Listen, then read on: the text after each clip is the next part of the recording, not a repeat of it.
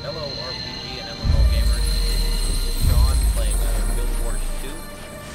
I'm playing a Norn Guardian right now. They're the barbarian race, and the Guardian's kind of like a paladin-ish offense with some healing and defense. I wanted to go over a couple features about Guild Wars 2 that are a little different from other games. The biggest thing about Guild Wars 2 is it's kind of an action-based. A lot of attacks. Some abilities are just swinging, but in general they're abilities just be aimed at your cooldown ability, and it's outside of range. It goes on cooldown even if it misses. The biggest difference too is you're not really stuck in the archetype. Like right now I've got a mace here, but if I have a weapon swap, the second I hit it, I now have a two-hand sword. And you notice that all these abilities down at the bottom change. If I go back, the way it works is a one-handed weapon takes up the first three abilities. And each three abilities will be different depending on what weapon you have and what class you are. The last two are taken by your offhand, which happens to be a shield right now. Now if I go to a two-hand weapon, it takes up all 5 slots. These over here are utility spells. You unlock them as you level up, and they're just basic class abilities. You know, this is always a heal for everyone, and then these you can select and change them however you want once you unlock the skills. The best part about it is you can play around, be a two-handed slashing guy, and then if you get bored, you can switch to sword board. When you first get a weapon, you're going to have to learn it. I'm going to equip a weapon now that I have not learned on this character. So the second I apply the sword, you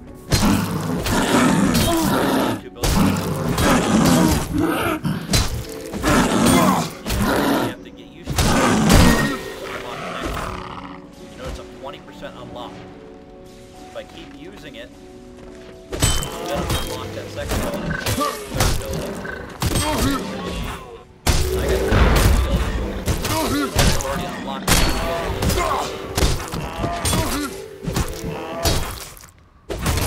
once you unlock a weapon type, it's just type, like each individual weapon. So if I get a new sword or a new shield, I don't have to relearn it. It's just for the weapon type. It's pretty much the tutorial. They want you to get used to using it, what each ability does, and know what they do. 60% about 20% per kill for the second one. It takes a little longer for the third, and the fourth, and the fifth. Get a bunch of mobs to get the last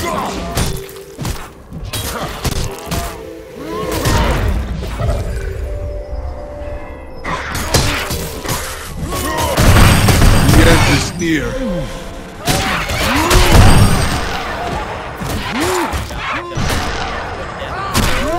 Die, and you have been completely overkilled. You fall down on the ground, and you can still fight a little bit. If you kill the mob, or any mob that you're targeting, you get back up. Also, your teammates can get you back up just by walking up to you. If the mob dies and you didn't get back up, that fourth ability on the last stand is always kind of like a heal. So if no one's attacking you, you can use that to get back up.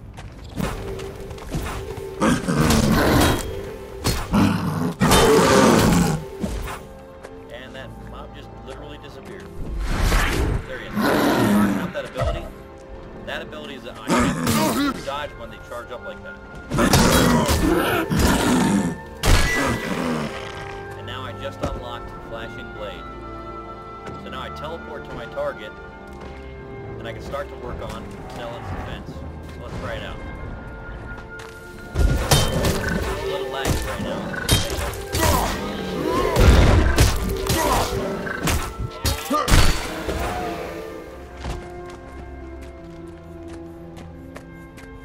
Yeah, about 10%, so I'd have to kill 10 mobs with the sword and board to unlock that pretty much. And I'm lagging, so now I can't attack. They're kind of special abilities, like I have 3 virtues here. It's a buff for me. If I sacrifice it, I give my party a buff. I regenerate health slowly, or I can give it up for a better heal and then everybody else around me gets healed. I block attacks every 30 seconds, or I give it up for everyone blocking one attack.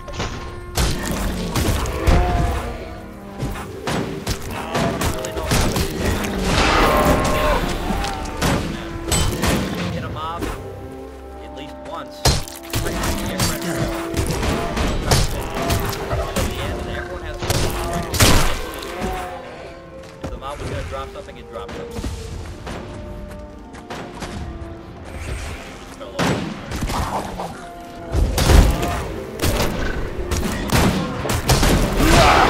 Event nearby is that live event situation. It has to pop up on my screen and I walk up, participate in this quest. Wow, that's a name. This is gonna be fun.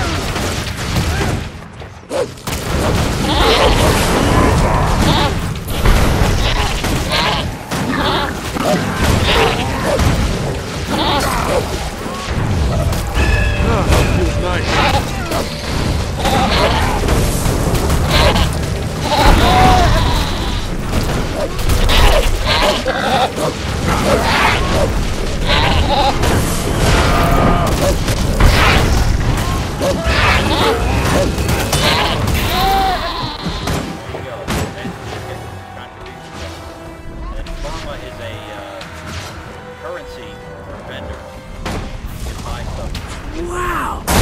What a big ram! No wonder Dad wants the head. I can't wait. How? 70% unlocked. So 3 more mobs and I should be able to use that ability.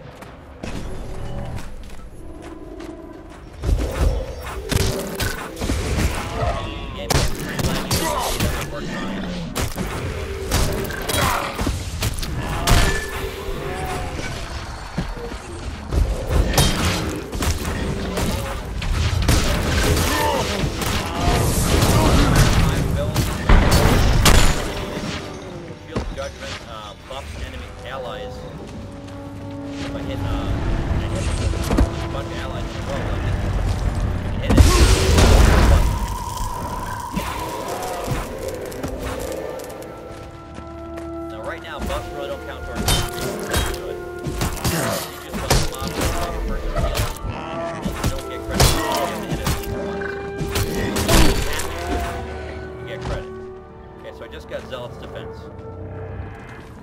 Okay, so I block while throwing out.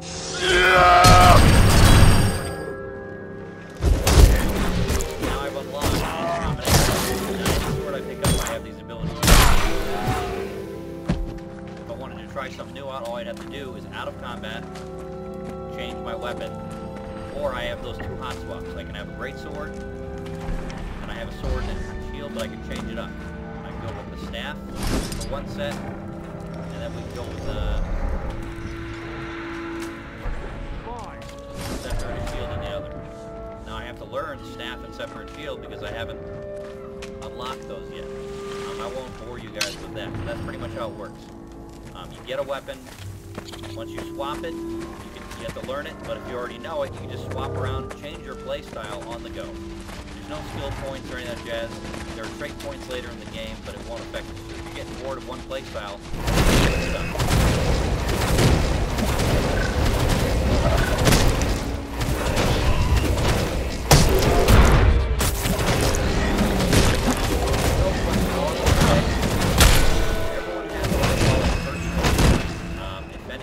The Old Republic, it's a lot like that, but not so requirement. Everyone chooses a background. You know, for humans, you could be a noble, or you could be from the streets. You know, a street urchin kind of thing going on. That determines your story. It has nothing really to do with the background.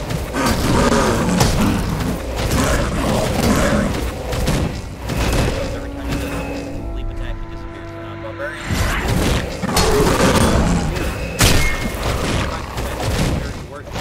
And it's not required by class.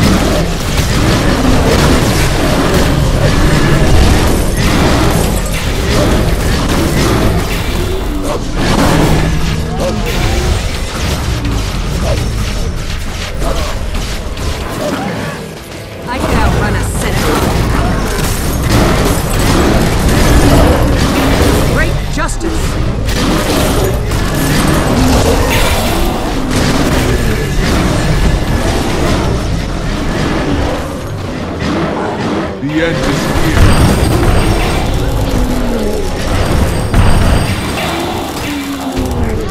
That's all me right there.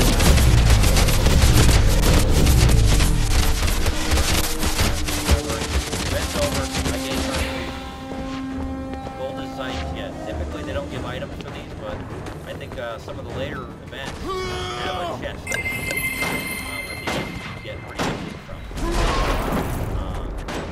Quests are all around.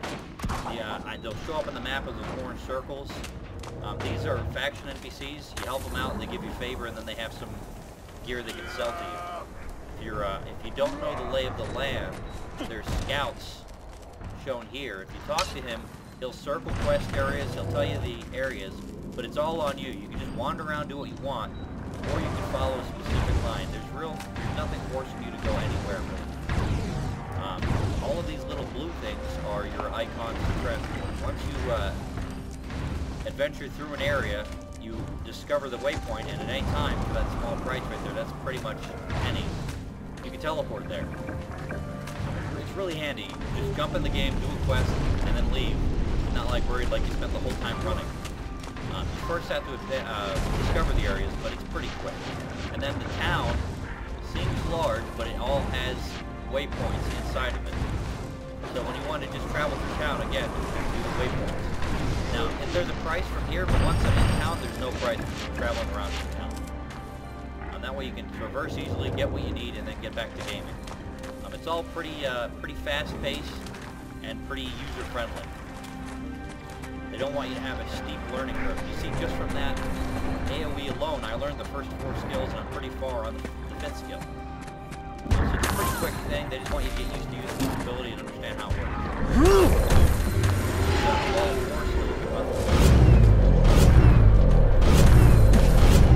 That's pretty much the basics.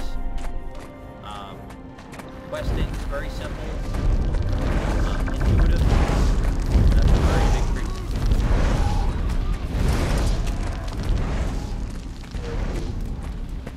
I don't think I could take him. He's a veteran, which means he's kind of released because I'm circling around him. I'm pretty sure he can kick my butt. You can always try though.